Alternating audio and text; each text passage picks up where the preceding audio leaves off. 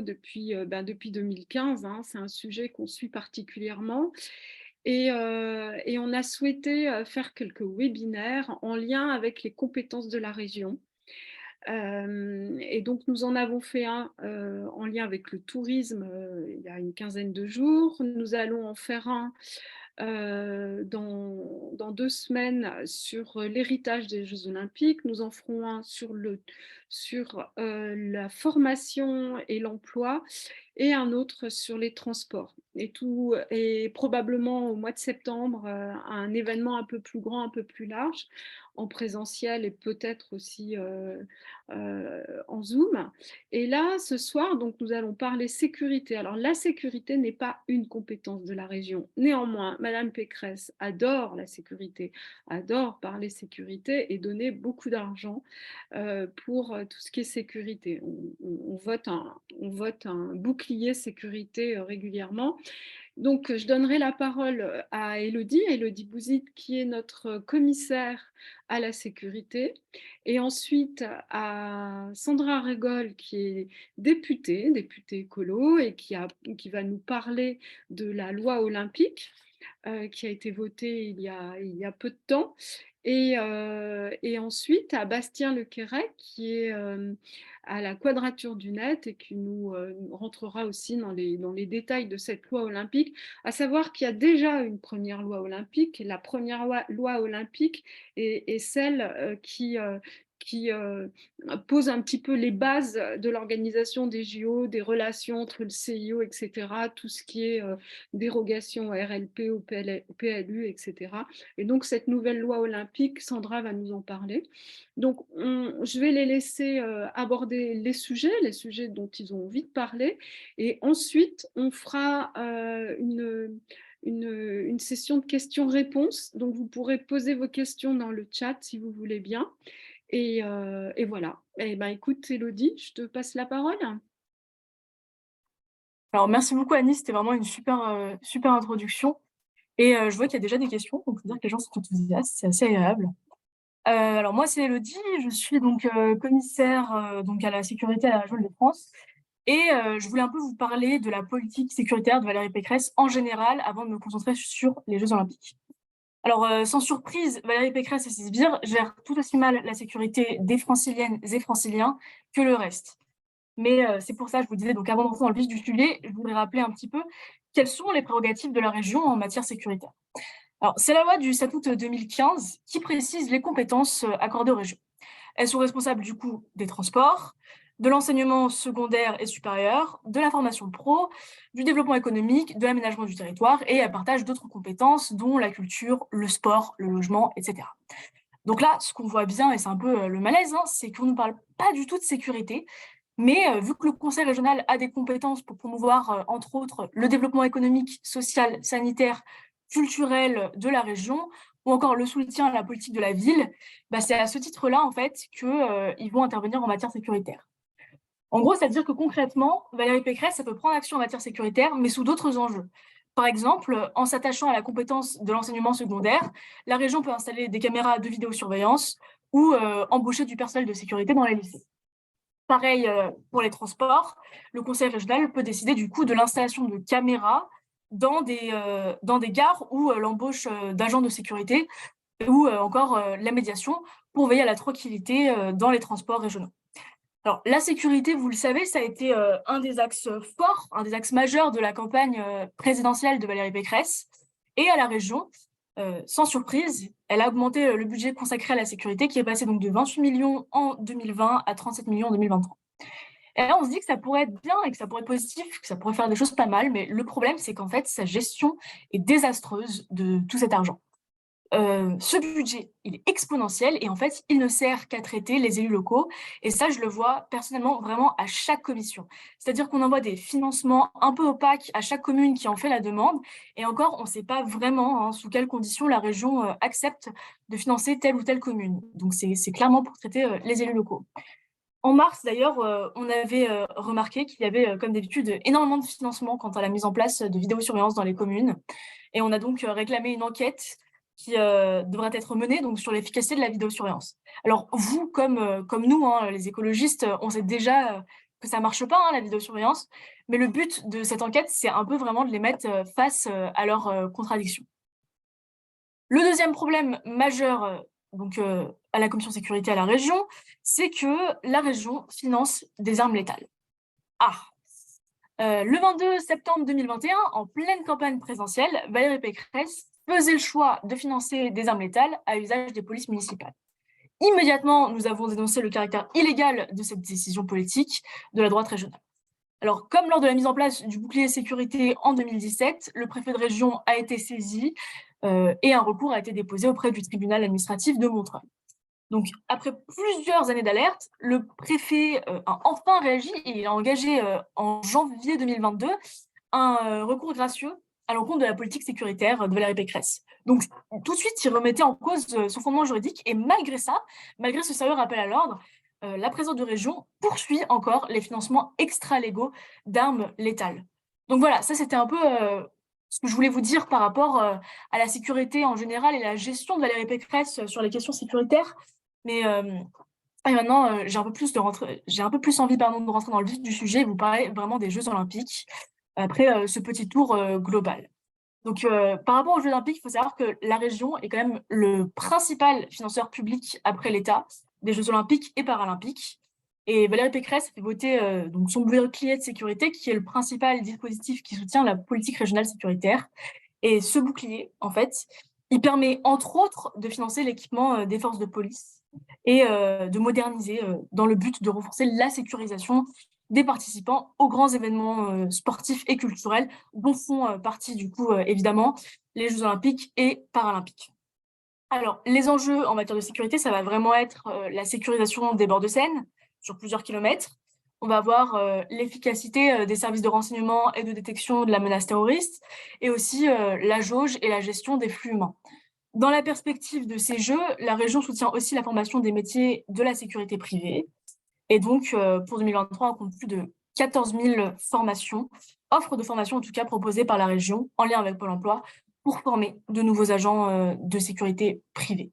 Et la région a développé aussi la formation au métier de la sécurité privée au travers du campus des métiers qui se situe à Argenteuil, où il y a actuellement 21 lycées qui proposent 3 principaux types de formation allant du CAP à Bac+3 sur cette thématique.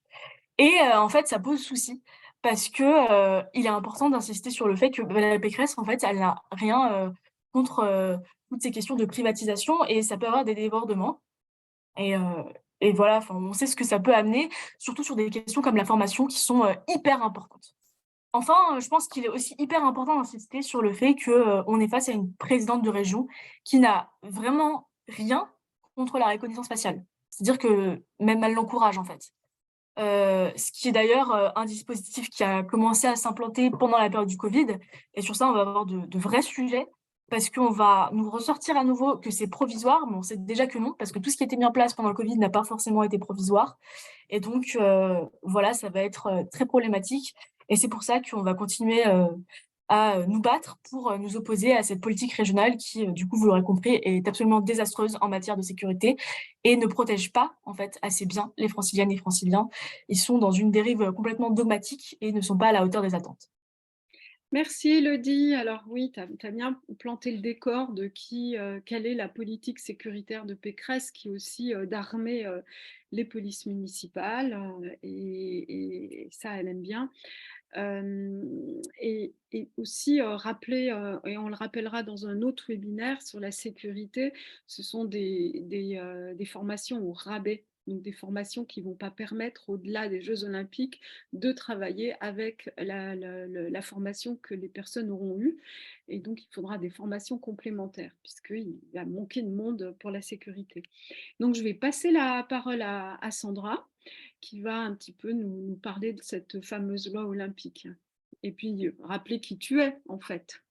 Oui, bonsoir. Donc, bonsoir depuis Strasbourg, puisque c'est là où je suis élue et où je vis. Et pourquoi je suis là ce soir? Parce que j'étais chef de file pour les écologistes sur ce projet de loi sur lequel on pensait qu'on allait parler peut-être un peu de l'olympisme, de ce que ça représente, des valeurs qu'il y a derrière cette idée. Et très vite, on s'est aperçu que pas du tout. Ce projet de loi ne parle absolument pas d'olympisme.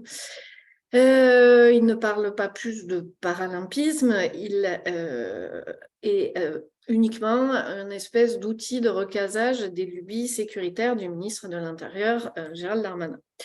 Ça ne cache pas beaucoup, hein, puisqu'il y a déjà eu un recours devant le Conseil pour requalifier ce projet de loi, qui ne s'appelle pas juste projet de loi Jeux olympiques et paralympiques, mais portant aussi d'autres dispositions, puisque c'était un énorme fourre-tout.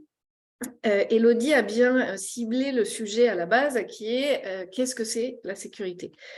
Le souci, c'est que la sécurité, c'est défini, c'est un droit fondamental, hein, puisqu'il est défini dans la Déclaration des droits de l'homme comme étant un droit requis pour chaque citoyenne, chaque citoyen, de pouvoir vivre en sûreté. Ça veut dire le respect de ses droits, ça veut dire une équité de traitement sur tous les territoires.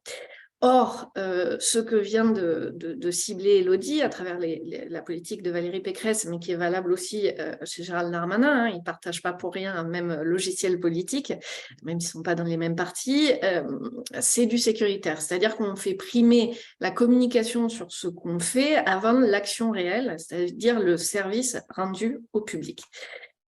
Pourquoi je vous dis ça? Parce que cette loi, outre le fait qu'elle n'a d'olympique que le nom, le titre, quoi, elle ne dit rien sur le sport, elle ne dit rien sur la culture, elle ne dit rien sur l'avenir, ce qui restera après, ou très peu, mais vous aurez un webinaire dessus, elle ne dit rien non plus sur les enjeux environnementaux qui sont quand même les enjeux du siècle. Donc, il y a vraiment pas grand-chose dedans. Par exemple, on va avoir des installations sportives. L'héritage voudrait qu'il y ait des choses qui soient mises à la disposition des personnes dans les départements concernés. Et si on a du super matériel, par exemple, dans le 93, il n'y a rien qui sera fait pour que les gamins de ce département puissent aller à la piscine, avoir des stades qui soient adaptés aux besoins à l'école. Il n'y a rien non plus qui est fait pour la santé, même si un super hôpital temporaire dernier cri va être installé dans le 93 pour soigner les équipes sportives et les sportifs et sportives en particulier, ce qui est très bien. Mais dans un département dans lequel il y a une pénurie sur le système de santé, un manque de moyens criant, rien n'est fait pour que le matériel dernier cri qui va y être transporté puisse y rester. Rien n'est fait pour que le personnel soignant qui y est importé puisse y rester. Bref, tout ceci est de l'apparat et rien du tout. On nous a dit beaucoup que c'était des Jeux paralympiques. C'est très bien, c'est très important de valoriser le paralympisme. Le souci, c'est qu'on se retrouve avec un texte de loi qui ne propose rien en termes d'accessibilité aux personnes à mobilité réduite, et en particulier aux personnes qui sont en fauteuil. Pourquoi est-ce que je dis ça? Malgré les grandes communications qui ont été faites sur les compagnies de taxi et sur certaines navettes qui seront instaurées, ainsi que sur les places accessibles aux personnes en situation de handicap dans les stades, parce qu'en fait, si vous êtes en fauteuil, il faudra être riche pour aller aux Jeux olympiques, puisque tout ce qu'il y aura à votre disposition, ce sont des taxis, au tarif des taxis. Autant vous dire que les athlètes paralympiques seront peut-être pris en charge par leurs équipes, mais que pour tout le reste, ce sera quasi impossible. Bon, je ne parlerai pas des transports puisque vous avez un séminaire dessus très bientôt. Mais on pourrait faire un petit focus avant que j'arrive sur le dur du sujet, c'est-à-dire la partie sécuritaire, sur tout un tas de mesures. Par exemple, l'article 14, il développe la possibilité d'installer des publicités partout, jusque sur les bâtiments historiques, ce qui est interdit par la loi aujourd'hui. Ça comprend évidemment les panneaux publicitaires électriques, vous savez, ces trucs vidéo que l'on retrouve partout. Bref, encore une fois, une loi qui sert à caser des choses qui sont dangereuses, climaticides, etc. Ou l'article 17 qui étend très très largement la possibilité de travailler le dimanche, bien avant les JO, mais surtout bien après. Alors certes, pendant qu'un grand nombre de personnes seront là, on peut concevoir qu'il y a un devoir d'assumer quelques commerces ouverts le dimanche quand il y a des compétitions, mais là on est très au-delà. Les écolos, on a essayé de proposer qu'on reprenne des dispositions dispositif intéressant qui avait été porté, par exemple, pour les JO de Londres, je crois que c'était 2012 de mémoire, où avait été développé à titre expérimental pendant les JO la semaine de 4 jours. Ça avait été un immense succès. Il y avait 2000 entreprises concernées. Elles ont vu une augmentation de leur chiffre d'affaires pendant que les chiffres d'affaires des autres entreprises stagnaient. Elles ont eu moins de salariés, quasi plus, qui partaient en burn-out, qui avaient des soucis personnels. Bref, c'était du gagnant-gagnant. Évidemment, on nous expliquait que ça ne voulait rien dire, que c'était ridicule la semaine de 4 jours, etc., etc. Pourquoi expérimenter des choses qui font du bien aux gens quand on peut ne pas en faire? Ce qui nous a beaucoup occupé, les écolos et toute la NUPES, c'est la partie sécuritaire, et donc en particulier les articles 7 et 12. L'article 7, parce qu'il concerne tous les dispositifs de vidéosurveillance, mais Bastien Lequerec reviendra dessus plus en détail tout à l'heure, mais je vais quand même vous en parler un peu. Et l'article 12, parce que c'est l'article spécial écolo, qui vise à criminaliser en fait les modalités d'action des nouveaux mouvements écologistes, type Extinction, Rébellion ou dernière Rénovation. Alors, l'article 7, il a été dénoncé par à peu près tout le monde. Bon, la Quadrature, évidemment, Amnesty, je crois la LDH, j'ai un petit doute, et d'autres acteurs plus étonnants, comme le Conseil national des barreaux, qui est très posé, mais qui, là, vraiment, a expliqué que ce n'était pas possible. Pourquoi ce n'est pas possible? Parce que non seulement on n'a pas d'études d'impact qui valident l'effet de la vidéosurveillance, comme le rappelait Elodie tout à l'heure, mais en prime, là, ce qui est proposé, c'est de développer de la surveillance biométrique par caméra sur l'ensemble du territoire. Pourquoi est-ce que je dis que c'est de la surveillance biométrique alors que tout le monde du côté de Renaissance appelle ça de l'intelligence artificielle? Parce que ça fonctionne exactement comme la biométrie, c'est-à-dire que ça va analyser, vous savez, tous les points qui composent votre visage, votre corps, qui définissent vos mouvements, qui définissent comment est-ce que vous êtes dans l'espace public, en temps réel, en permanence et partout. Partout, c'est-à-dire pas seulement sur les lieux concernés par les Jeux Olympiques, mais grâce aux sénateurs qui ont largement élargi le spectre sur l'ensemble du territoire sans qu'il n'y ait besoin d'avoir un lien avec les JO ou avec un événement public ou culturel, quel qu'il soit. On nous a dit, et c'est inscrit dans le texte, c'est vrai, que la reconnaissance faciale ne serait pas prise en compte. Bon, le souci, c'est que nous, on a auditionné des entreprises qui développent ces fameux algorithmes qui vont venir s'implémenter très simplement dans les caméras. Vous n'avez même pas besoin de changer le matériel. Tout ce qu'il vous faut, c'est de mettre l'algorithme dessus. C'est simplissime à utiliser. Nous, on a fait les démos, on a vu comment ça marchait. Il suffit de cliquer un bouton et hop, vous pouvez suivre la personne que vous avez ciblée. Le problème, c'est que quand on les a interrogés, quand on leur a dit « Ok, mais en fait, l'algorithme, c'est bête, donc ça a traité toute l'image pour savoir où est le visage, pour après dire « Je ne traite pas les données du visage ». Mais pour pouvoir dire « Je ne traite pas les données du visage », il va falloir déjà que l'algorithme traite les données du visage, c'est-à-dire récolte des données biométriques sur l'intégralité des personnes qui vont passer à proximité des caméras, donc visage et corps. Donc, la seule chose qu'il y a dans cette loi, c'est que ça ne sera pas exploiter les données sur les visages, en tout cas sur le périmètre des Jeux Olympiques. En revanche, après, on ne sait pas. Parce que quand même, les algorithmes, ils ont ça d'intelligence et qu'ils emmagasinent des informations au fur et à mesure de leur exposition à des images, au fur et à mesure de leur développement. C'est d'ailleurs pour ça qu'ils sont obligés de les développer très tôt. Parce que ces algorithmes qui font rêver tous les régimes totalitaires à travers le monde, ces algorithmes, en fait, ils n'ont jamais été suffisamment exploités sur un nombre de personnes suffisant pour pouvoir donner tout leur potentiel. Et là, ce qu'a offert le gouvernement à ces sociétés, c'est de tous nous transformer en cobayes pour nourrir pendant plusieurs mois les algorithmes avant les JO, afin d'être opérationnels au moment des JO. Et donc, pouvoir être très, très vendables après. Donc, les sociétés qui gagneront le marché seront des sociétés hautement cotées en bourse. On ne sait pas trop comment vont être traitées ces données, puisqu'on n'a pas l'assurance que ce soit traité uniquement dans des pays européens, encore moins uniquement en France, et on a très, très, très peu d'engagement là-dessus, mais peut-être que tu reviendras dessus, Bastien, après. Donc tout ceci est assez effrayant. Nous, on s'est dit qu'à côté de ça, Big Brother, c'était plutôt sympa parce qu'il n'y avait pas autant de données sur les personnes dans Orwell que ce qu'il y a en ce moment. Là, on nous a objecté que c'était des mesures temporaires. Le souci, c'est que si vous regardez l'histoire des Jeux Olympiques à travers le monde, à chaque fois, sur l'histoire contemporaine en tout cas, à chaque fois, les JO ont été l'occasion de développer des nouvelles propositions sécuritaires sur lesquelles on n'est jamais revenu en arrière dans aucun pays. Alors, il y a juste eu la Suisse une fois qui a désinstallé la moitié des caméras de vidéosurveillance installées, mais c'est vraiment la seule exception que nous, on ait trouvée. De fait, il y a quelqu'un dont vous entendez beaucoup parler en ce moment qui s'appelle Xi Jinping, qui était responsable du développement des JO en Chine en 2008. Il supervisait en tout cas les JO en Chine en 2008. Ça lui a permis de tester pas mal de nouveaux dispositifs et de fil en aiguille, on en arrive à la situation de surveillance permanente en Chine aujourd'hui, à savoir le permis à point pour la population, surveillée en permanence et dans chacun de ses faits et gestes.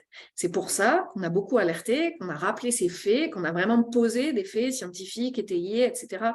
sur la table pendant tous les débats, sans que rien, jamais, ne fasse fléchir les choses. En commission des lois, puisque c'est là qu'on a étudié en premier cet article, on a même eu la surprise quand on a proposé que ce soit par exemple en open source, hein, ces algorithmes, puisqu'ils vont récolter énormément de données sur nous, bien au-delà de ce que autorise aucune loi. Hein. La France se tire un peu la bourre avec la Chine là-dessus, sur le pays le plus en deçà des clous des libertés individuelles et collectives. On a demandé, par exemple, que ce soit en open source, pour qu'il y ait de la transparence, de la traçabilité, que les associations puissent faire des recours, que les personnes puissent faire des recours en cas de souci. La personne de la coalition présidentielle qui est le plus en pointe sur ces questions, je dis le plus en pointe parce qu'il est allé défendre les entreprises qui développent ces algorithmes dans les grands salons de la vente les grands salons porte de Versailles, j'ai oublié le nom, de la surveillance Millipol, je ne sais plus comment ça s'appelle.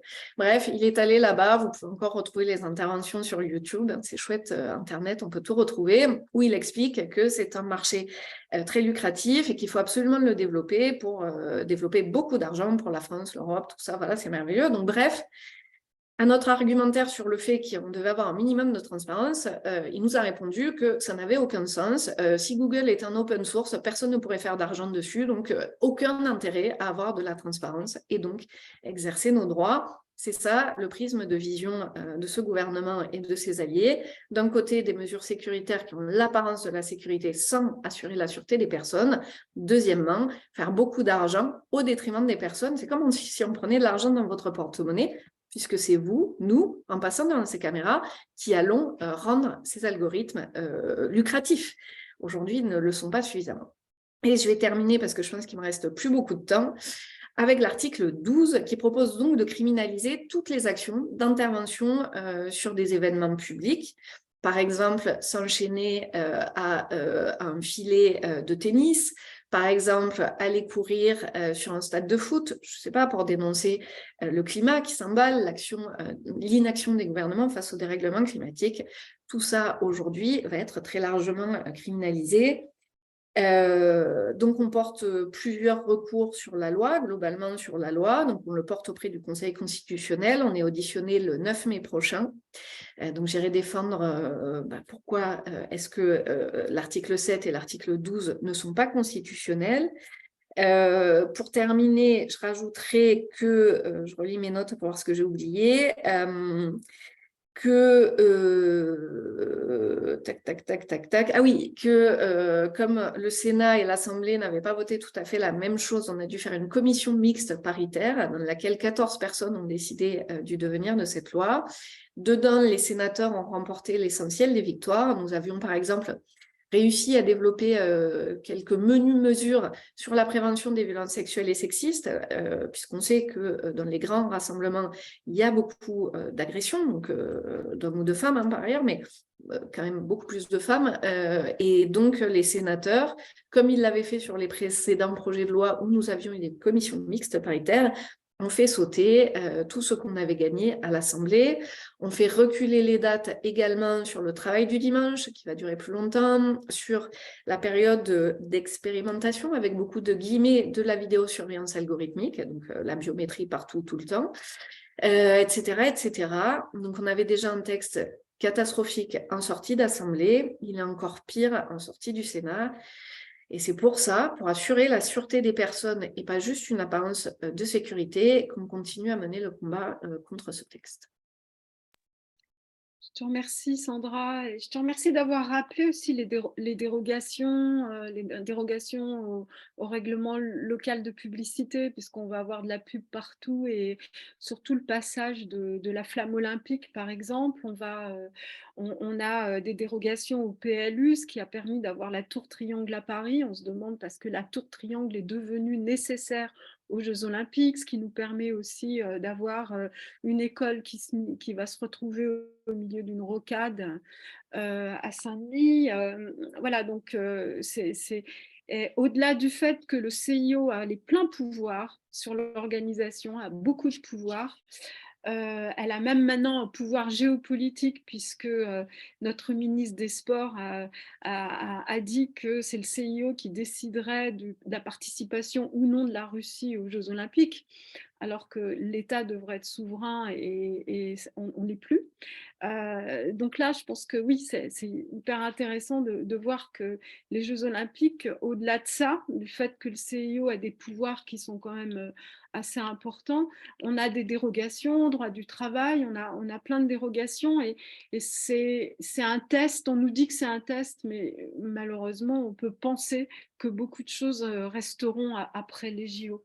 Donc, je vais passer la parole à Bastien Lequérec. Donc, Bastien, tu vas peut-être nous dire en vitesse, pour celles et ceux qui ne connaissent pas, quels sont les champs d'action de la Quadrature du Net, et puis nous parler un petit peu de cette loi olympique et ce que vous avez fait en fait. Merci Annie pour l'invitation, merci Sandra.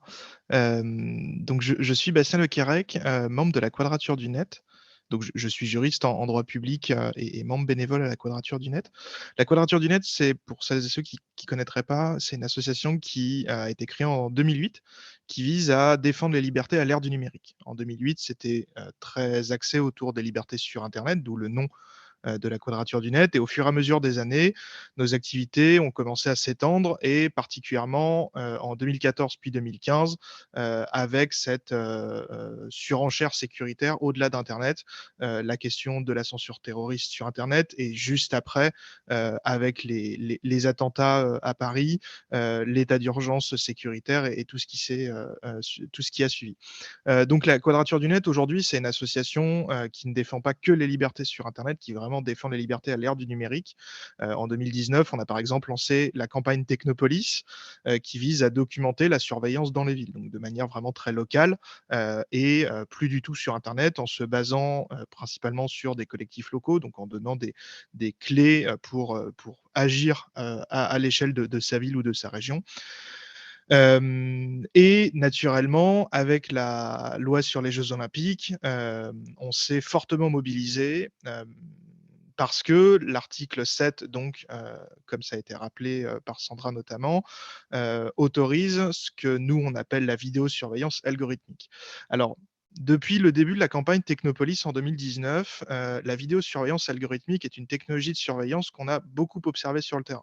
Donc indépendamment pardon, de tout cadre réglementaire ou légal, c'est-à-dire que, énormément de communes, Marseille notamment, pour citer une des plus grosses, ont commencé à vouloir analyser automatiquement les images de vidéosurveillance parce que, nous disait Marseille dès 2013 dans la presse quotidienne régionale, il y avait un problème de masse salariale et il y avait trop de caméras par rapport au faible nombre d'agents. Et donc, on se retrouvait globalement avec des caméras inutiles parce que personne n'était derrière pour regarder les images et finalement faire de la sécurité. Et donc, au fur et à mesure des années, de plus en plus de villes, de manière illégale, se sont équipées dans ces technologies. Et la loi sur les Jeux olympiques vient finalement donner un cadre légal pour débuter la légalisation de tout ce qui se fait de fait dans l'espace public par des collectivités locales.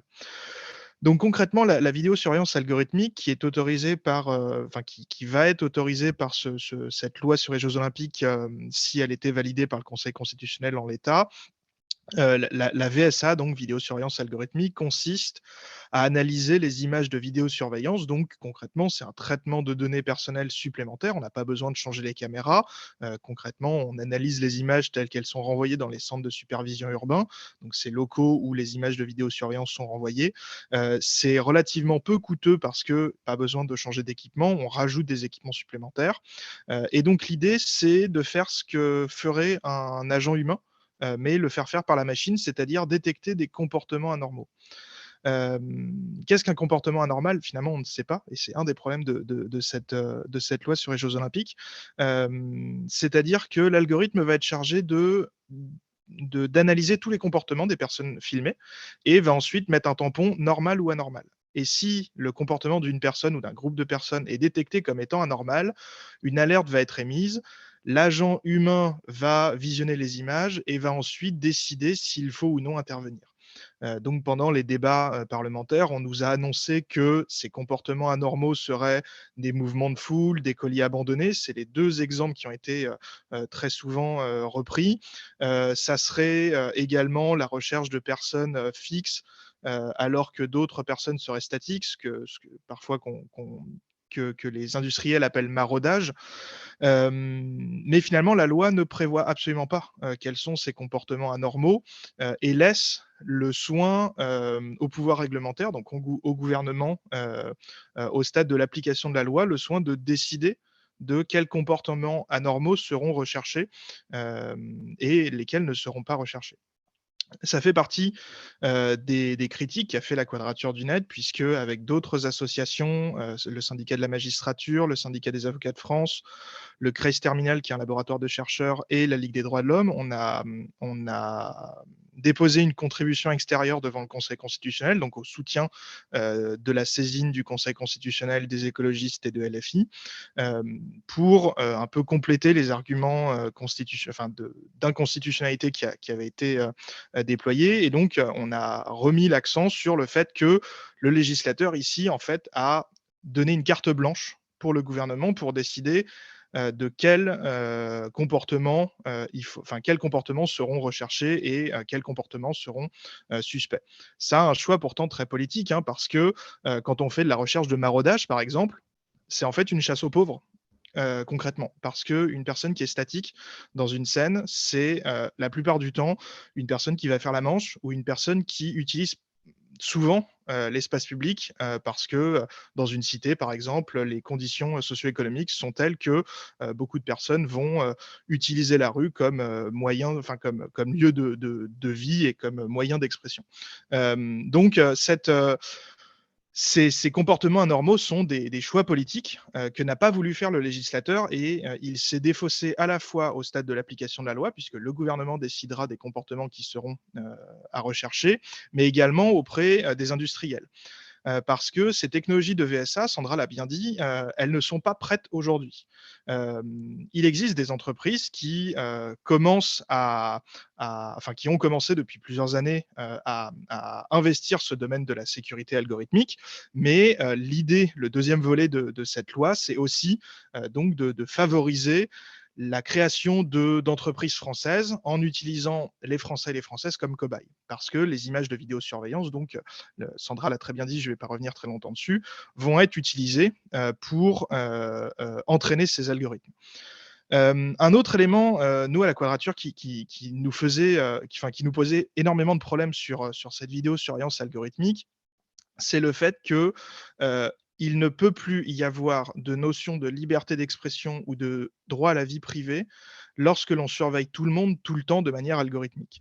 La grande différence entre de la vidéosurveillance classique, sans analyse algorithmique des images, et la vidéosurveillance algorithmique, est que dans le premier cas, la vidéosurveillance classique, s'il n'y a pas d'agent derrière, vous ne serez pas surveillé parce que le droit est conçu de telle manière que, certes, les images peuvent être réquisitionnées par la justice s'il y a besoin, de retrouver des auteurs d'une infraction, mais sinon en police administrative, il faut qu'il y ait des agents derrière parce que, avant cette loi sur les jeux olympiques, on ne peut pas faire un autre traitement que simplement déporter l'image. Là, c'est un petit peu comme si un agent humain était sur place, dans la rue, mais là, il est dans son centre de supervision urbain, il voit plusieurs caméras. Mais s'il n'y a pas d'agent, il n'y a pas de surveillance en direct de l'espace public. Avec la vidéosurveillance algorithmique, vous ne pouvez pas échapper à cette surveillance. Si vous passez devant une caméra qui est équipée de ces logiciels, vous ne pourrez pas échapper à cette surveillance qui, en plus, est une surveillance biométrique. Je vais y revenir juste après. Cette surveillance algorithmique, c'est la surveillance ultime de l'espace public. C'est-à-dire que tout le monde est surveillé tout le temps. On ne peut pas y échapper. Et c'est bien ce point qui a justifié au début des années 2010, les communes à s'équiper de ces logiciels.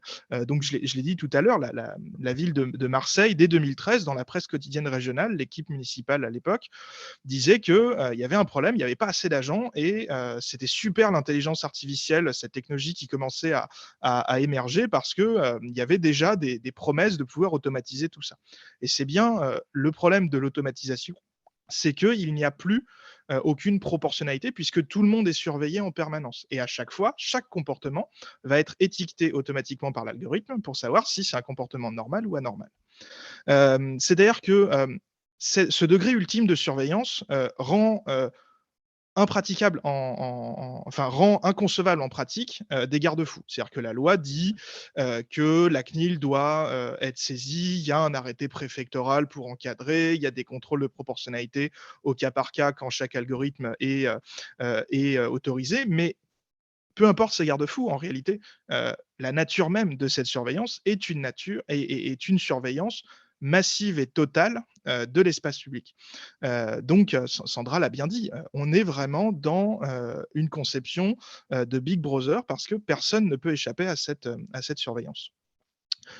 Je vais passer sur les questions de droit européen, sur les questions de droit à la vie privée de manière classique. Nous, dans notre contribution extérieure, on a développé tous ces points. On a publié sur notre site, sur le site de la Quadrature, donc laquadrature.net, cette contribution extérieure. Si ça vous intéresse, vous pouvez la lire. Elle est librement accessible. Et je voudrais quand même aborder un autre sujet. Il y a une semaine, je ne l'aurais pas abordé, mais c'est un sujet tout récent, c'est que, il y a une semaine, ont été autorisés, enfin, entre guillemets, les drones de surveillance en police administrative. Donc les drones de surveillance, suite à 2 recours de la Quadrature en 2020, ont été, enfin leur illégalité a été actée par le Conseil d'État, donc la juridiction administrative suprême en France. C'est-à-dire que ces drones qui étaient utilisés depuis plusieurs années, finalement, l'étaient en toute illégalité, un petit peu comme la vidéosurveillance algorithmique avant cette loi sur les Jeux olympiques. Et nous, à la Quadrature du Net, on a, en mai 2020, puis en octobre 2020, déposé 2 recours contre la préfecture de police de Paris, contre cet usage de drones.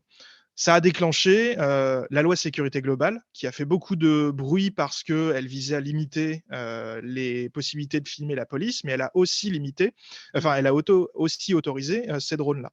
Le Conseil constitutionnel a censuré la première version, donc issue de la loi sécurité globale, mais le gouvernement est revenu à l'attaque avec le projet de loi de sécurité intérieure. Et en janvier 2022, le Conseil constitutionnel a validé quasiment toute la loi.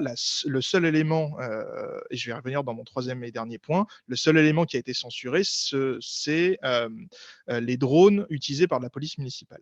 Mais sinon, la police nationale et la gendarmerie nationale ont été autorisés par la loi en janvier 2022 à utiliser des drones. Mais jusqu'à présent, jusqu'à il y a une semaine, le décret d'application n'était pas sorti. Il y a une semaine, le gouvernement a enfin sorti ce décret d'application qui était vraiment attendu par toutes les polices de France. Les premières autorisations locales ont commencé à être délivrées. Samedi dernier, les premières manifestations ont commencé à être surveillées par des drones. Dans le Tarn, pendant la manifestation organisée entre autres par les soulèvements de la terre contre l'autoroute 69, ce sont un hélicoptère de surveillance et 7 drones qui ont été autorisés. Donc on a finalement, ce nouveau front ouvert très récemment par le gouvernement dans la sécurité et qui va inévitablement être utilisé après pour la sécurité pendant les Jeux Olympiques. Annie dit effectivement qu'ils sont autorisés à Mayotte, c'est très certain. Je ne suis pas allé vérifier en détail, mais ça serait totalement logique dans le discours du gouvernement, puisque l'idée, c'est de surveiller le maximum de personnes. Et la loi est conçue de manière à avoir une surveillance la plus large possible. Le contrôle de proportionnalité, donc savoir si une mesure elle est vraiment nécessaire pour faire de la sécurité, il est délégué au stade des autorisations locales. Concrètement, une autorisation locale, elle prend la forme d'un arrêté préfectoral qui est délivré entre 24 et 48 heures avant l'utilisation effective des drones. C'est-à-dire que pour une manifestation, c'est quasiment impossible de contester ces autorisations locales. Donc on a délégué le contrôle de proportionnalité, qui est un peu le cœur en matière de liberté fondamentale, aux préfets, au stade des autorisations, qui ne peuvent pas efficacement être contrôlées par une juridiction. Donc ça pose vraiment un problème en termes d'état de droit.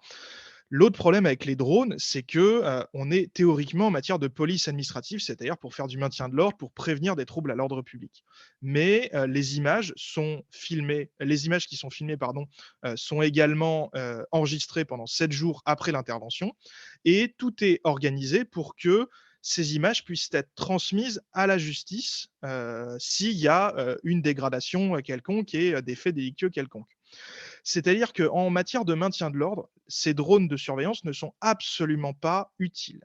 Le Conseil d'État avait commencé à le dire en décembre 2020 pour suspendre la décision du préfet de police. Il avait notamment dit que le ministère de l'Intérieur ne justifiait pas d'une nécessité en matière de maintien de l'ordre à Paris pour ces drones.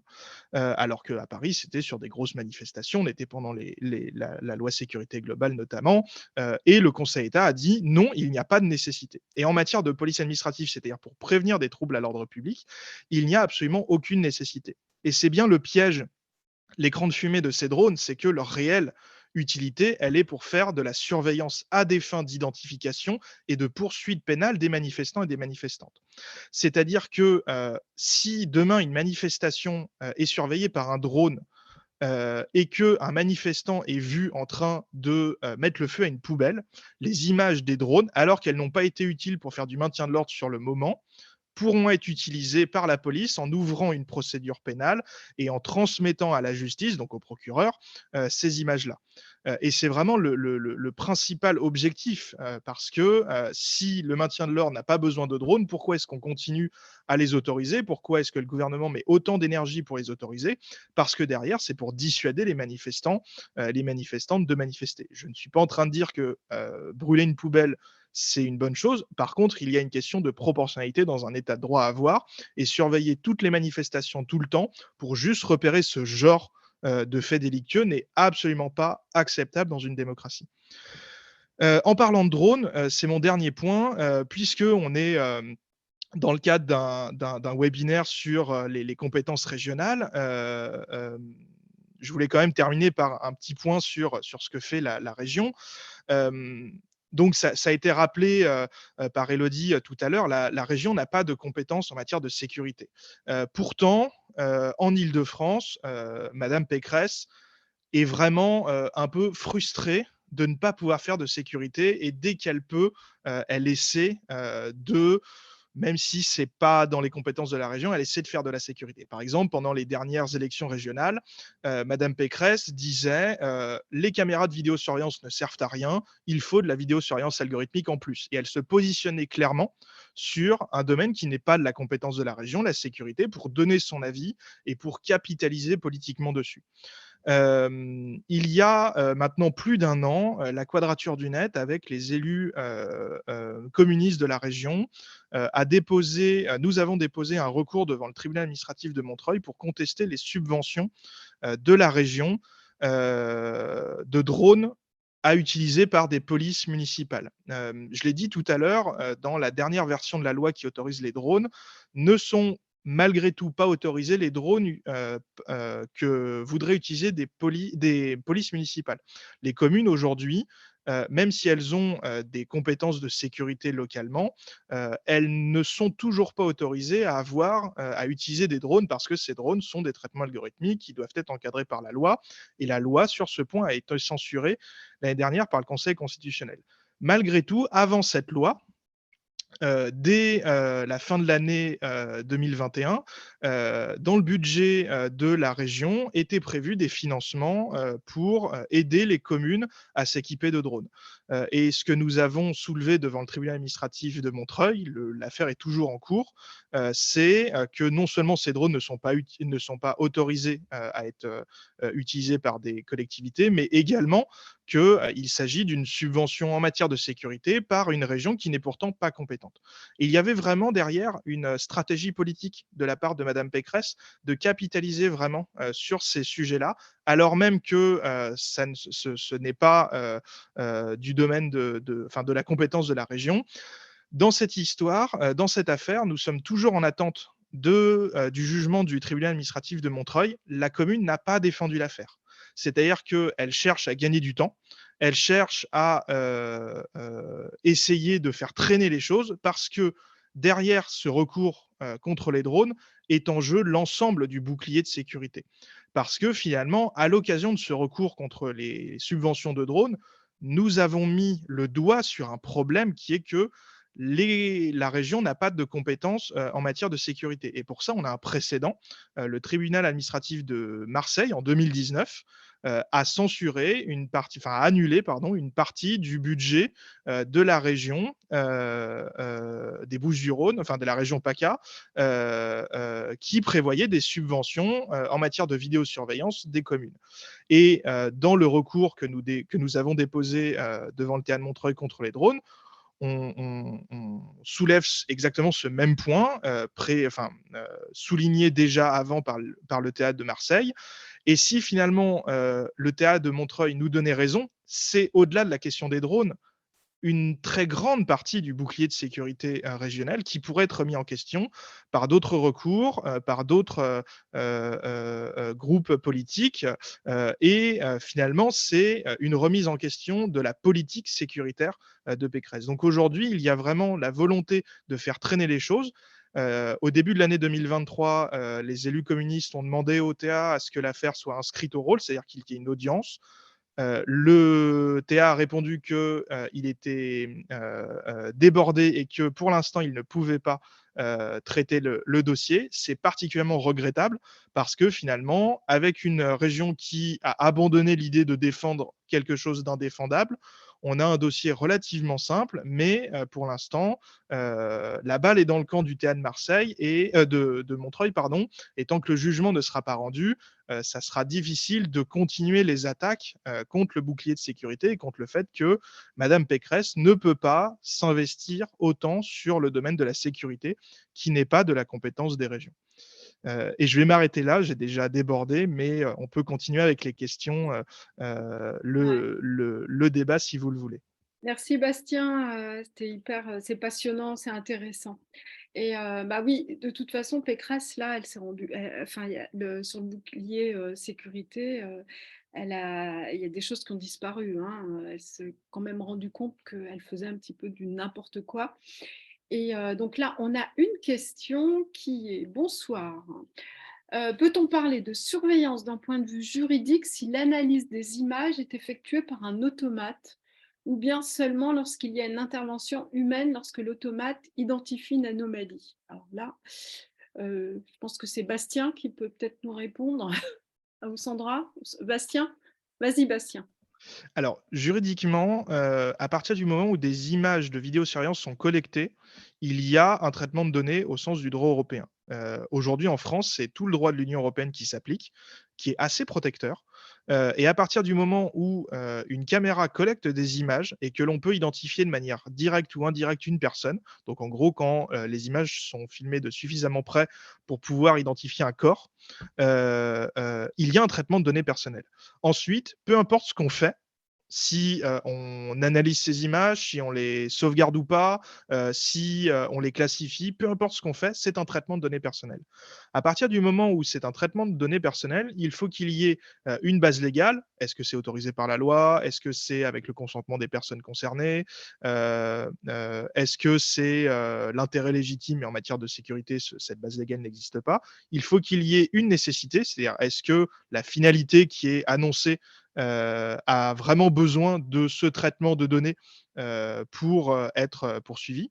Et enfin, il faut qu'il y ait une proportionnalité, c'est-à-dire qu'on ne peut pas faire un traitement de trop de données trop longtemps, de trop de personnes. À partir du moment où on a un traitement de données personnelles, on a ces trois piliers à respecter, et peu importe ce qu'on en fait. Ensuite, comme c'est le cas avec l'analyse biométrique des images, dès qu'on parle de biométrie, ce contrôle de proportionnalité, donc est-ce que c'est nécessaire et est-ce que on n'a pas traité trop de données, il est renforcé. Le droit européen parle de nécessité absolue, c'est-à-dire que il faut vraiment réussir à démontrer qu'on ne peut pas faire autrement pour poursuivre cette finalité de sécurité qu'en passant par l'analyse biométrique de ces images. Et c'est un des problèmes de cette loi. Et donc, juridiquement, peu importe qu'il y ait un humain à la fin ou pas, à partir du moment où ces images sont premièrement collectées, ensuite analysées et troisièmement, conservées pendant 30 jours, ça c'est le régime général de la vidéosurveillance classique, il y a des règles à respecter et ici, elles ne nous paraissent pas du tout respectées. Le problème avec le Conseil constitutionnel, c'est que théoriquement, il n'applique pas le droit européen. Le Conseil constitutionnel a toujours refusé d'être le juge de la conventionnalité des lois, c'est-à-dire le droit européen, il ne l'applique pas directement. C'est une de nos craintes, c'est que le Conseil constitutionnel valide finalement la loi en faisant abstraction de tout le droit européen et que derrière, le gouvernement fanfaronne en disant vous voyez, la Constitution est respectée, tout va bien. Alors qu'en fait, le Conseil constitutionnel ne se serait pas prononcé au regard du droit européen qui, pourtant, aujourd'hui, est le plus protecteur. Je vois dans le chat que, Elodie, tu parlais du RGPD. En matière de sécurité, ça va pas être le RGPD. Ça va être la petite sœur du RGPD qui s'appelle la directive police-justice, qui a été prise le même jour, qui est transposée dans la loi informatique et liberté au titre 3. C'est globalement les mêmes règles que le RGPD, avec quelques petites différences. Par exemple, la base légale de l'intérêt légitime n'existe pas, mais du coup, ça ne va pas être au même endroit dans la loi, ça va être surtout le titre 3 de la loi informatique et liberté. Je te remercie. Vas-y, Sandra. Et juste pour compléter, c'est intéressant de se poser la question de quand ça commence la vidéosurveillance, parce qu'il y a un combat sur le terme vidéosurveillance qu'on a perdu, puisque en 2011, je crois, le gouvernement Sarkozy supprime le terme de vidéosurveillance pour le remplacer par celui de vidéoprotection. Les mêmes qui vont nous dire que les mots n'ont aucun sens quand on veut genrer les discours ou les écrits. Donc, eux ont bien choisi de mener la bataille des mots, parce que la vidéoprotection, ça rassure. Le problème, c'est que la vidéoprotection, comme son nom l'indique, est censée protéger. Or, la vidéosurveillance, qu'elle soit algorithmique ou non, n'est un outil qui n'est utilisable qu'à posteriori, c'est-à-dire qu'il faut d'abord qu'une infraction soit commise pour qu'après on puisse utiliser les images. Ça peut servir dans le meilleur des cas, suivant les études qu'on a, il y en a très peu, elles sont pas mandatées par l'État, mais il y a celle de Sébastien Rocher et ses collègues qui est sortie il y a quelques mois, qui démontre que la vidéosurveillance, ça sert juste à écarter de quelques mètres, c'est-à-dire que les infractions sont commises en dehors de la partie surveillée par les caméras. Donc, on ne va peut-être pas vidéo-surveiller l'intégralité du territoire français, y compris l'entrée des maisons, etc. Ça n'a aucun sens. Et par ailleurs, la ville la plus vidéo-surveillée de France depuis fort longtemps, c'est Nice, qui fait partie des villes qui ont tenté d'expérimenter la vidéosurveillance algorithmique. Et Nice, c'est aussi la ville où il y a eu ce terrible attentat en 13 juillet. Et donc les milliers de caméras qui sillonnent la ville n'ont pas été capables de voir qu'un camion, un gros camion qui se baladait en plein milieu d'une zone interdite à la circulation, ce n'était pas normal. Et c'est là où ça pose problème, c'est-à-dire que retrouver le trajet du camion après qu'il ait fait des morts, ça n'empêche pas d'avoir des morts. Or, on nous dit que la même chose implémentée d'algorithmes ne provoquera pas quelque chose de différent, ce qui est faux. On n'a aucune étude qui prouve que ça va pouvoir protéger. On n'a que des études qui montrent que ça peut surveiller avec des outils a posteriori et pas a priori. Pour la bonne bouche, je le rajoute quand même, parce que tu as beaucoup parlé des drones. Nous, on a posé la question de la vidéosurveillance algorithmique et de son fonctionnement à des gens dont c'est le métier. Et en fait, ça a besoin d'une stabilité absolue, c'est-à-dire que ça ne supporte pas le moindre millimètre de changement. C'est normal, sinon ça change de perspective. Du coup, les drones qui sont immobiles H24, ça n'existe pas. Donc, on vient de voter un texte qui permet la vidéosurveillance algorithmique dans les drones, alors que la technologie ne le permet pas. Ce qui nous a un peu mis la puce à l'oreille sur le fait que ce n'était pas du tout une mesure temporaire, mais qu'elle anticipait sur ce qui serait fait plus tard, à savoir l'implémentation dans les drones de la vidéosurveillance algorithmique, une fois que la technologie le permettrait. Le souci, c'est qu'à ce moment-là, ça permet aussi de vous surveiller chez vous, à travers les fenêtres, etc. Et on rentre dans un registre de surveillance qui est absolument terrifiant. Et pour terminer sur ces images, je dis que ça permet de travailler a posteriori, mais aujourd'hui, la loi limitée à 30 jours la conservation de ces images. Bon, ben là, la loi vient de faire passer à 1 an et demi la durée de conservation de ces images. Autant vous dire qu'on peut jouer à tout et n'importe quoi, en particulier si on s'appelle Gérald Darmanin, qu'on a une dent contre les mouvements qui revendiquent des droits, je sais pas, à la retraite, une mobilisation sur le climat ou autre. 1 an et demi de droit légal de conservation de ces images, c'est très, très, très long et c'est très, très, très dangereux. Merci Sandra. Moi, je voulais juste rebondir en vitesse sur les caméras, puisque quand j'étais directrice de cabinet du maire du 2e à Paris, quand le préfet à l'époque a voulu développer l'installation de caméras, c'était le seul maire à ne pas en vouloir dans son arrondissement. Ça lui a été imposé. Donc, ça a été imposé rue Saint-Denis, où les habitants voulaient absolument une caméra sur un point de deal. Et le maire Jacques leur disait, mais écoutez, vous allez voir, ça va déplacer le point de deal. Donc, cette caméra a été installée par le préfet. Et ben oui, 1 an après, les mêmes habitants sont venus nous voir pour nous dire, eh ben oui, mais il faudrait une autre caméra là-bas parce que le point de deal a bougé. Ben oui, voilà. Donc, en fait, les délinquants s'adaptent tout à fait à l'installation des caméras de vidéosurveillance. Et nous, ce qu'on réclamait plutôt, c'était des patrouilles de police, mais il n'y en avait plus, donc on n'avait pas de patrouille sur l'espace public. Et donc là, il y a Gilles Sarfati. Alors, je pense qu'on n'aura pas de réponse à te donner. Gilles qui nous dit « Je serais intéressé pour connaître nos propositions pour assurer la sécurité des futures participations des citoyens pour les JO. » Alors, je ne sais pas si Sandra, tu veux dire quelques mots, mais je voulais dire aussi, Gilles, qu'on a une commission sécurité qui est hyper bien, dont Raphaël Rémy-Leleu, qui est ici, fait partie. Moi, j'y suis aussi. Et je pense que c'est un sujet sur lequel on doit pouvoir travailler. Vas-y, Sandra. Alors, on n'a pas des propositions en termes programmatiques.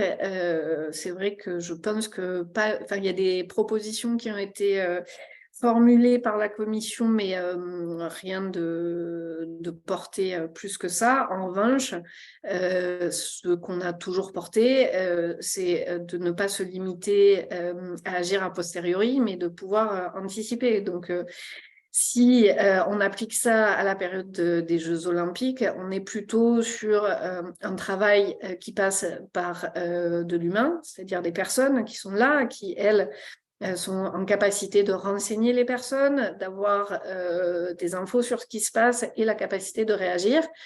2 écueils à ça. Un, comme ça n'a pas été anticipé, la formation, le nombre de personnel du ministère de l'Intérieur habilité, donc des agents n'est pas suffisante. Leur formation ne se fait pas en 3 jours, ça demande quelques années, et heureusement.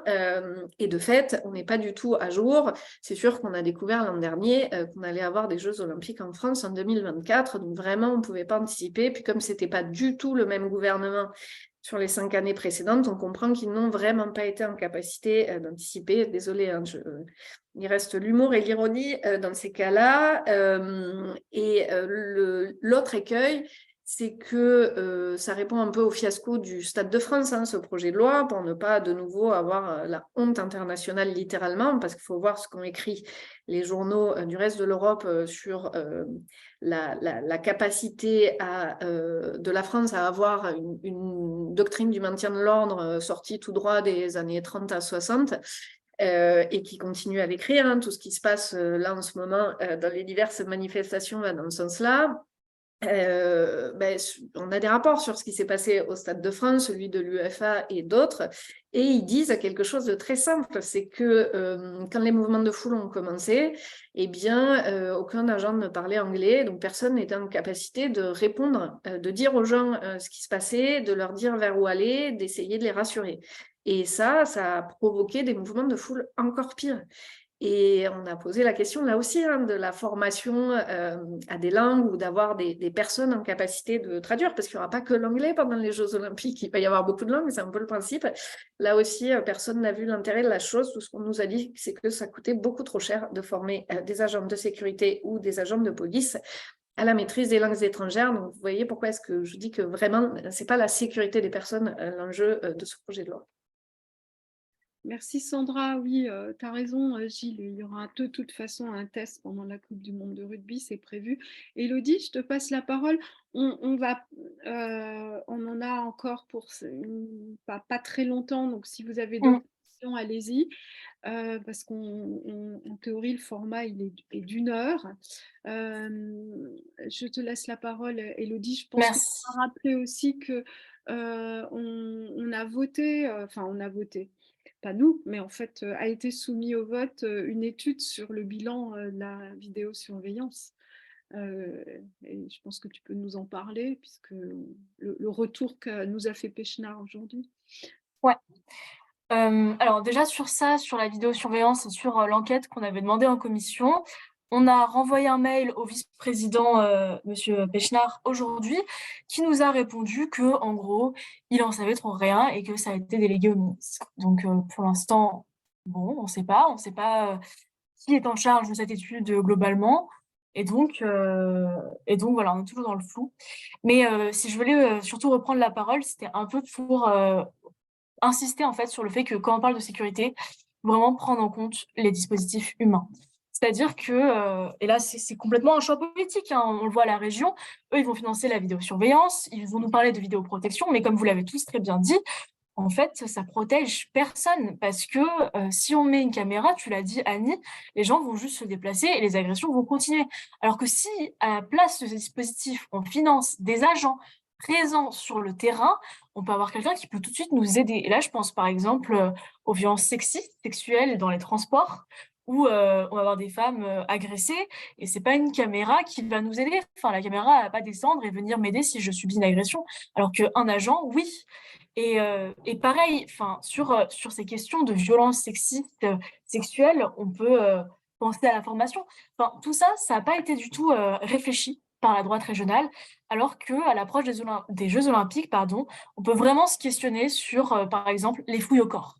Comment on sait si les agents vont respecter les barrières physiques des femmes, des personnes trans, en fait, tout simplement, et on va arriver dans des problématiques réelles, parce qu'en plus, ces personnes-là sont très mal formées, elles ne parlent pas forcément anglais, où on va avoir des personnes qui vont subir vraiment des violences, et c'est pour ça que la formation doit être mise au premier plan, et c'est quelque chose qui est absolument regrettable, c'est pas du tout assez fait.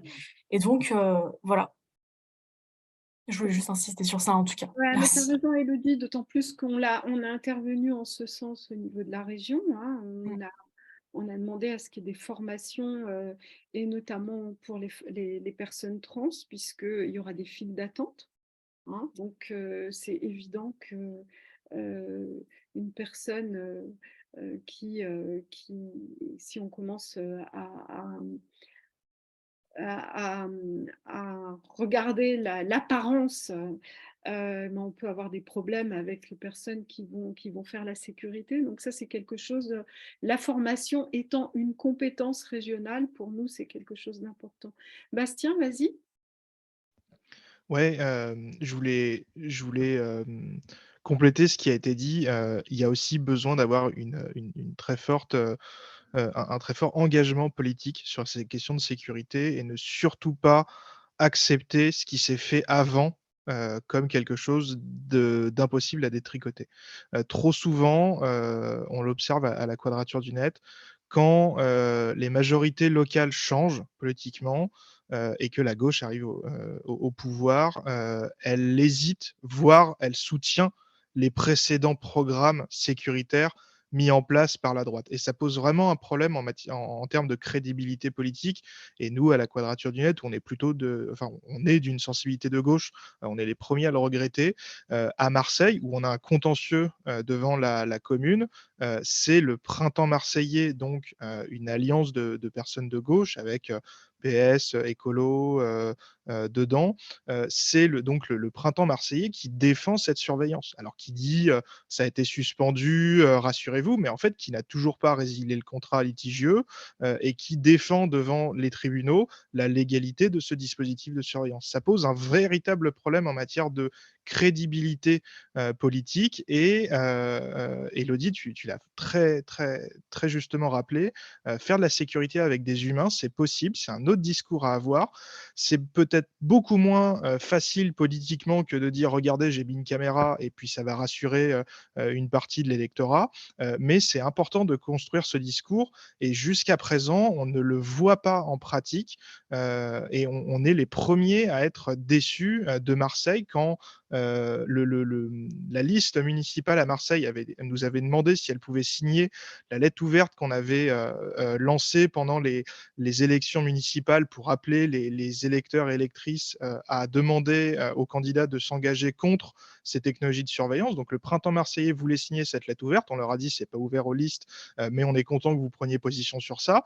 Une fois qu'ils sont arrivés à la tête de la ville, on a commencé enfin, on a voulu engager le dialogue et savoir, bon, qu'est-ce que vous allez faire de tout ça? On a eu un mur et aujourd'hui, on est obligé d'aller devant le TA de Marseille pour faire arrêter cette surveillance. En termes de crédibilité politique, c'est particulièrement dommageable pour la gauche, et il y a besoin de se positionner très fortement sur ces questions et de ne pas hésiter à dire la vidéosurveillance classique ou algorithmique, ça ne sert à rien, on va faire de la sécurité autrement, et surtout, on va arrêter avec ce qui a été fait avant, en démontant des caméras, en ne demandant pas le renouvellement des autorisations préfectorales et en mettant l'argent ailleurs.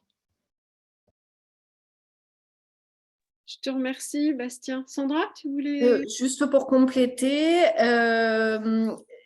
c'est très juste. Le souci qu'on a sur le retrait des caméras de vidéosurveillance, c'est que ça a un coût dans les municipalités et qu'on ne peut pas le supprimer. Donc la ligne qui a été développée, en tout cas par les mairies écologistes, c'est de conserver l'existant, de ne pas remplacer ce qui était et de ne pas agrandir. Alors je dis mairie écologiste, mais c'est toujours des listes qui étaient la NUPES dans l'essentiel des villes où on a gagné, c'est-à-dire des listes citoyennes et avec pas mal de partenaires de gauche, à peu près ceux qu'on retrouve dans la NUPES. Donc, il y a quand même une ligne là-dessus qui est assez cohérente, en tout cas sur ce périmètre-là, avec l'exception notable de Marseille. Mais Marseille représente une histoire en termes de rapport à la capacité à faire respecter l'égalité en droit sur son territoire un peu particulière. Donc, je pense qu'on peut mettre ça sous le coup des années de dérive politique de droite et de gauche. Ouais, merci Sandra. Je pense on va devoir conclure, hein, Après, oui, c'est pas toujours évident dans la gestion, même nous, hein, à la région, quand on voit arriver certaines communes qui demandent de l'installation de caméras de vidéosurveillance ou comme sur d'autres sujets, l'installation de gazon en microplastique. Euh, on est un peu, voilà, mais je pense que c'est un travail qu'on va faire et qu'on fait, notamment avec la commission sécurité du parti. Je propose qu'on arrive à la fin. On a juste un quart d'heure de retard, donc ça va. Je trouve mais bon, ce que je disais en début de réunion, c'est qu'on va organiser un événement plus large au mois de septembre. Donc, je sais que Raphaël, tu voulais intervenir ou d'autres. Je vous propose qu'on travaille vraiment ensemble, toutes et tous, sur notre événement du mois de septembre et de façon à ce qu'on puisse faire que chacune et chacun puisse intervenir. Vous nous dites 2 mots de conclusion, chacun à votre tour. Bastien, à toi. Oh, je pense que ma conclusion, je l'ai dit juste avant, que la gauche a vraiment besoin de se positionner, et j'entends parfaitement, Sandra, les problématiques de coûts, etc. Il y a aussi un discours plus général, notamment au niveau national aussi, à développer, le fait que le ministère de l'Intérieur aujourd'hui développe par des subventions toutes ces mesures. Il y a peut-être aussi un autre discours sur la sécurité au niveau national à avoir qui serait complémentaire avec celui local. Donc vraiment, mon propos de fin conclusif, c'est qu'on a besoin de ces discours et de proposer des alternatives pour faire de la sécurité en respectant les personnes et les libertés publiques. Merci Bastien. Sandra? C'est très juste, merci Bastien. Avec un écueil, hein, c'est que les écolos ne sont jamais attendus sur les questions de sécurité. Raphaël le sait bien, Annie, Elodie, pareil, il y en a plein là qui le savent dans les gens qui sont connectés. Non seulement ils ne sont pas attendus, mais ils sont considérés comme inaudibles sur ces questions. Fort heureusement, ça fait quelques années qu'on est quelques-uns, quelques-unes notamment à bosser sur ces questions. Et il commence à y avoir des retours du terrain, notamment du corps policier, qui changent sur ce qu'on porte et sur la légitimité de dire, enfin, sur la légitimité de remettre de l'humain, de la prévention, du renseignement, sans pour autant oublier que la fonction de la police, c'est aussi de la répression quand elle est nécessaire. Il ne s'agit pas de penser que nous sommes au pays des bisounours, il s'agit d'avoir des propositions qui permettent d'assurer le droit à la sûreté des personnes, ce qui n'est pas du tout la même chose. Or, il y a plein de thématiques sur lesquelles l'habitude a pris le pas sur la réalité et il est très dur de faire revenir en arrière là-dessus. Si on prend cette loi, elle dit très clairement un truc, hein, les policiers ne sont pas capables de faire la surveillance, on va les remplacer par des machines. Ça devrait rendre fou furieux l'intégralité des syndicats de police. Ils devraient dire non, nous on fait un travail qui ne se limite pas à regarder, mais qui participe à la prévention, qui participe à rassurer, qui participe à rappeler que chacun a le même accès au droit sur le territoire. Et ce projet de loi, il dit tout l'inverse. Il dit c'est la surveillance qui va remplacer le respect des droits et le droit à la sûreté. C'est pour ça que c'est très grave aussi et que ça ne se limite pas juste à la question technique, mais que c'est aussi une question politique au sens noble du terme. Tu l'as dit très bien tout à l'heure, Bastien, ce que ça instaure, c'est une chasse aux pauvres. On est en train ce que veut Darmanin, c'est vider le 93 de ses habitants. Il y a de grosses opérations immobilières qui se préparent post-Jeux Olympiques. On sait ce que ça a fait quand c'était à Londres, notamment, parce que c'est pas toutes les occurrences des JO que c'est dans des métropoles et dans des capitales de cette taille. On sait que les loyers ont explosé après ça, alors qu'ils étaient extrêmement hauts, que Paris est déjà une des villes les plus chères au monde, tout cumulé, et que la volonté d'étendre ce cadre de vie aux départements voisins est très forte et que le 93 attise les appétits. C'est exactement ce qui est en train de se passer. D'ailleurs, avant-hier matin, il y a eu les premières prémices alors que cette loi n'est pas promulguée. En tant que le Conseil constitutionnel n'a pas rendu son avis, elle n'est pas promulguée. Il y a une autre loi qui se greffe à ça, qui est la loi qu'on a appelée anti-squat, qui vise à virer les gens au bout d'un mois d'impayés, grosso modo, hein, sans autre forme de procès, qui est censé protéger les petits propriétaires, mais qui s'étend à tout bâtiment professionnel ou même terrain. C'est vraiment un truc qui a même fait sortir l'UNICEF de sa réserve. Hein. Ils ne s'expriment pas sur des sujets politiques. Là, ils sont venus dénoncer. L'ONU a dénoncé cette loi. Voilà, bref. Premiers effets, alors que ces deux lois ne sont pas promulguées, hier matin, sur l'île Saint-Denis, un squat dans une ancienne cimenterie a été expulsé pour permettre que ce soit quand même un peu plus clean pour les JO. Ça promet beaucoup de combats en Île-de-France pour les franciliennes et les franciliennes dans les mois à venir, sur un sujet en plus compliqué, qui est celui des droits, parce que les droits, on s'aperçoit qu'on les a perdus une fois qu'il est trop tard. Et nous, notre travail à la Quadrature, chez les écolos, à la NUPES, c'est d'alerter avant qu'il soit trop tard, justement. Élodie, tu nous dis 2 mots de... Ouais, alors moi, ce sera plus un constat de fin et un constat pas très glorieux en réalité, c'est que j'ai l'impression que depuis que Macron est au pouvoir, la police aujourd'hui, on n'a plus l'impression qu'elle nous protège, on a l'impression que la majorité de la population en a peur. Et ça, c'est absolument pas normal. Et ça, c'est absolument pas normal. Et ça pousse les gens à bout. Et je trouve ça vraiment inquiétant, la tournure dans laquelle l'État va, enfin, au niveau national. Et en fait, on le voit aussi au niveau local, parce que ces trucs de vidéosurveillance, ça participe à créer le sentiment qu'on est tous un peu fliqués, et c'est pas du tout bon en fait pour la population, parce que on perd progressivement confiance dans nos dirigeants, comme on perd progressivement confiance dans ceux qui sont censés maintenir l'ordre, et c'est absolument dangereux. D'ailleurs, moi, je vais finir un peu sur un petit témoignage, Annie, je t'en avais parlé, mais bon, enfin c'est du coup, pour ça je m'appelle Elodie Bouzid, je suis racisée. Et mes premières relations avec la police, c'était à la fête de la musique, quand je me faisais contrôler mes papiers d'identité à 15 ans, alors que j'avais 15 ans et que j'étais avec des amis blancs qui, eux, ne s'étaient pas fait contrôler. Et je pense qu'on en parle, on n'en a pas parlé, on aurait dû en parler, on en parlera peut-être en septembre. Mais voilà, enfin, il y a tous ces sujets-là qui rentrent en jeu, qui font qu'il y a une défiance de la population vers la police. Et dans un gouvernement de gauche, parce qu'on évoquait un peu les solutions tout à l'heure, c'est pas encore le sujet, mais moi je pense que vraiment il faut recréer du lien entre les citoyens et la police et faire en sorte que cette police ne soit plus celle de la répression, mais aussi celle de l'accompagnement. Aujourd'hui, les femmes ne portent pas assez plainte quand elles subissent des violences sexistes. Aujourd'hui, les gens ne portent pas plainte quand ils sont agressés dans la rue parce qu'ils disent que de toute façon, ça ne va pas aboutir.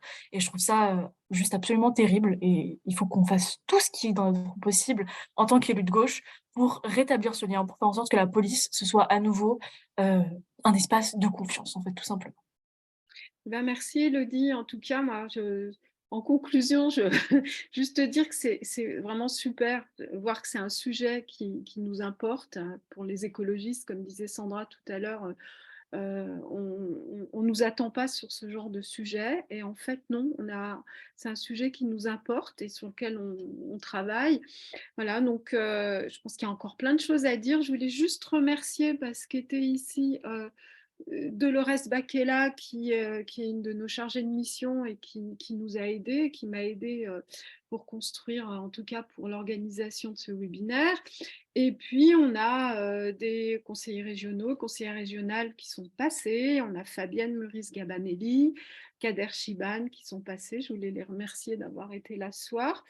Et le prochain, ça sera fin mai. On vous enverra les infos sur l'héritage, et on aura justement des profs de sport, un élu écolo du 95, et on aura une représentante des jardins d'Aubervilliers. De toute façon, ce qu'on nous parle un petit peu de cet héritage. Et voilà. Et ensuite, on parlera formation, emploi, dérogation au droit du travail, etc. Et puis pour finir, on fera sur les transports et on reprendra ce que tu disais, Sandra, cette impossibilité pour les personnes à mobilité réduite de se transporter correctement pendant les JO. Voilà, donc je vous souhaite à toutes et tous une bonne soirée. Puis en tout cas, merci d'avoir été là.